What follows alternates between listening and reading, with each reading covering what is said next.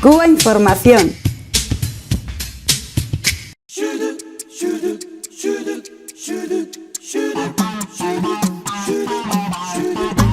Se han cumplido 5 años de la creación de 2 provincias nuevas en Cuba, 2 provincias experimentales.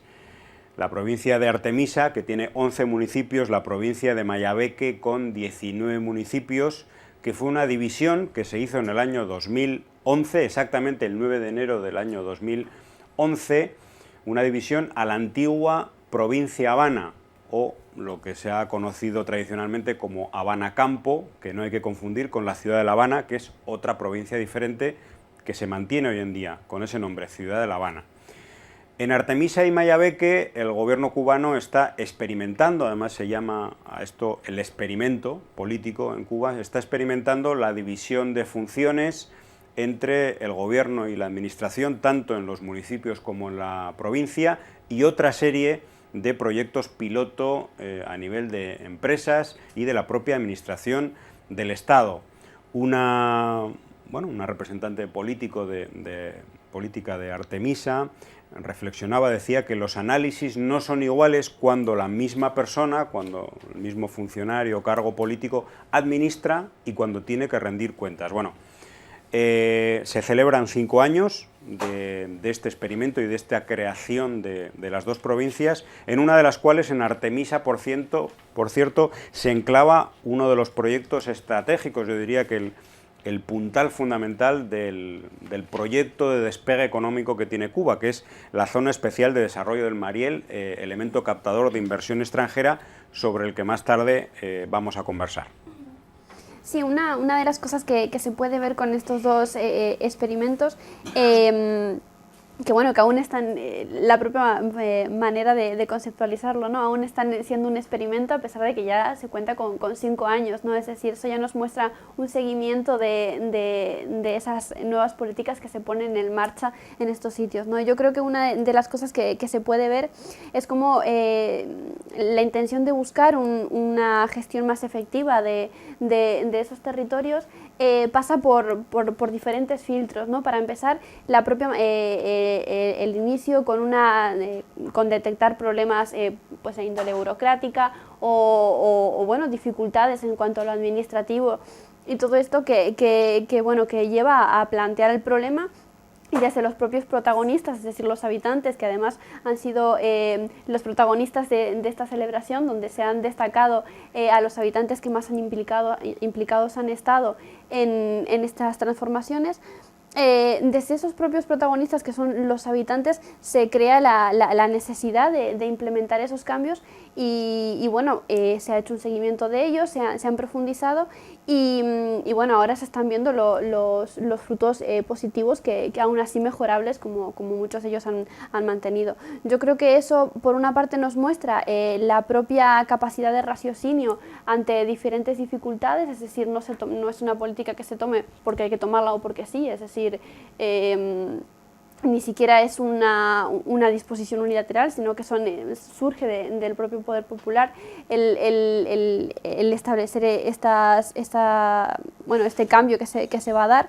Y por otro lado también el hecho de establecer las prioridades, es decir, se van a avanzar en ámbitos socioeconómicos, como comentabas, el hecho de tener la presencia del Mariel ahí es un impulso muy grande para la región, pero también seguido de que eso tenga una correlación con la población que vive en el entorno. Y bueno, yo creo que justamente el que ahora se esté considerando como un éxito lo que se está viviendo, a pesar de las cosas que pueda tener criticables, es justamente el demostrar que esa forma de hacer políticas, es decir, detectar problemas desde las propias personas que lo están viviendo y luego hacer un seguimiento de ello, es lo que muestra la diferencia que hay con otro tipo de tomas de decisiones, que igual es la que estamos acostumbrados en otras partes del mundo, ¿no? Que se nos impone y ni tenemos la única capacidad de decir sí o no. Y luego cuando decimos lo que no queremos tampoco gusta, ¿no? Pero bueno, creo que aquí es muy reseñable eso. En la nueva provincia y provincia experimental de Artemisa se enclava la zona especial de desarrollo del Mariel, ese gran puerto que quiere ser captador de inversión extranjera. Se anunciaba en estos días recientes una importante inversión, una inversión mixta entre Cuba, Holanda, es decir, una gran empresa transnacional con origen holandés. En este caso es Unilever, que es una empresa de productos tanto alimenticios como de hogar y de cuidado personal. Se va a enclavar en el Mariel una fábrica de productos de aseo, limpieza y cuidado personal, que va a crear 300 empleos y que va a distribuir estos productos tanto en el mercado interno cubano como en el sector del turismo. Bueno, es uno de los primeros proyectos de inversión ya claros, porque de alguna manera se habla mucho de las potencialidades del Mariel para el despegue económico de Cuba, pero pocos son los proyectos que ya se conocen, que estén firmados y casi en marcha, ¿no? Este con un monto de inversión superior a los 35 millones de dólares. La zona especial de desarrollo del Mariel, sobre todo lo que yo puedo puntualizar, independientemente de la posición estratégica, porque realmente tiene una posición estratégica, nosotros somos un país que nos encontramos realmente en una posición geográfica bastante ventajosa. Yo pienso que la inversión extranjera, aparte de que no, independientemente de que no esté ahora mismo, sean pocos los proyectos que ya están firmados y bien puntualizados, a nosotros realmente como país nos interesa muchísimo que esta zona se desarrolle, que hayan fuertes inversores que realmente quieran venir e invertir en el país. Y sobre todo lo que más me llamó la atención y que lo veo muy positivo es lo que puntualizó esta dirigente de la provincia de Artemisa, sobre que lógicamente se necesita que con todo este experimento y en la zona que están ahora en experimento y en desarrollo, la educación sea un factor fundamental, porque precisamente las personas y los trabajadores que van a trabajar y que van a desarrollar toda la estructura de este experimento de la zona del Mariel, tienen que ser personas que estén preparadas y, lógicamente, su preparación realmente universitaria debe hacerse en la propia provincia, ¿no? Más que nada para garantizar la fuerza de trabajo que sea de la propia provincia. Realmente nosotros tenemos muchas esperanzas. Sí. No, bueno, es que voy a dejar terminar el compañero Mame. Pero que lo que le veo de positivo es esto, que además de toda la perspectiva que tenemos, ¿no? Y las ilusiones de las inversiones extranjeras para que sea un desarrollo para nuestro país, es ver también cómo se está tratando ya, el Estado está tratando de garantizar que la propia fuerza laboral que esté en estos proyectos sean el potencial humano que precisamente están en la propia provincia. Es decir, que una vez más el Estado cubano tratando de garantizar que los trabajadores y los cubanos además seamos partícipes de ese desarrollo que estamos ahora mismo tratando de que se lleve a cabo, ¿no? Sarayú conoce bien de cerca la educación cubana, él ha sido una persona formada en Cuba, en sus universidades. Estábamos hablando que en Artemisa hay un importante centro universitario, no solamente un importante centro económico. Varios estudiantes extranjeros se han becado ahí, viviendo varios años, cuando yo iba ahí también a la universidad. Pero bueno, estamos hablando ahora de una nueva forma de administración del territorio, ¿no? Había mencionado la Habana Campo, la provincia de Habana Campo. Ahí la gente solo consideraba una provincia muy dependiente de Habana Ciudad, donde los productos agrícolas siempre iban para La Habana y solo vivían de eso. Entonces, con esa zona de desarrollo del Mariel, que mencionaste, se va a diversificar los productos y desarrollar la parte económica, ¿no? del territorio, que vendrá bien para la situación del territorio. Yo me acuerdo, y una vez lo dije aquí, un periodista, humorista cubano que decía que la lechuga salía de Habana Campo, ya llegaba a La Habana, ya está muy caliente, no sé qué, se había podrido ya, porque siempre había que pasar por otro territorio donde había que sacar permiso para poder. Entonces ya cuando llega a La Habana, ya está podrida la lechuga. Entonces es otra forma de de desarrollo, ¿no?, que está implementando ahí.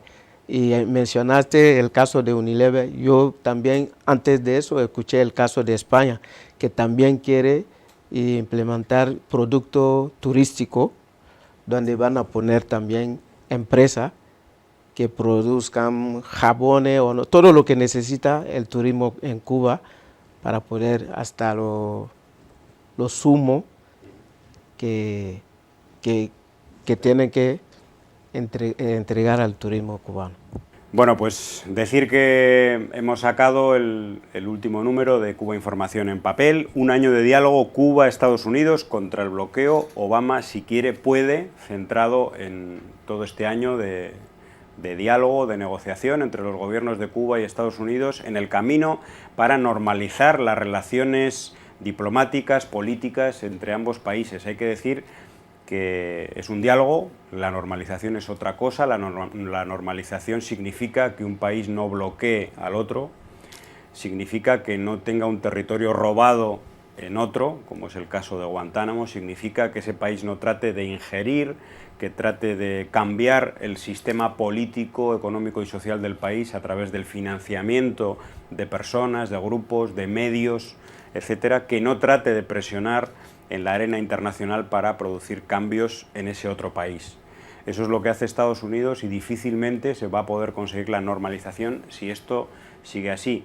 En esta revista, en este periódico, analizamos también las posibilidades que tiene el presidente Obama para levantar el bloqueo, porque se dice que es el Congreso quien tiene que levantarlo a través de una ley, y es verdad, pero el presidente de Estados Unidos tiene facultades ejecutivas muy importantes, casi para dejarlo en el esqueleto.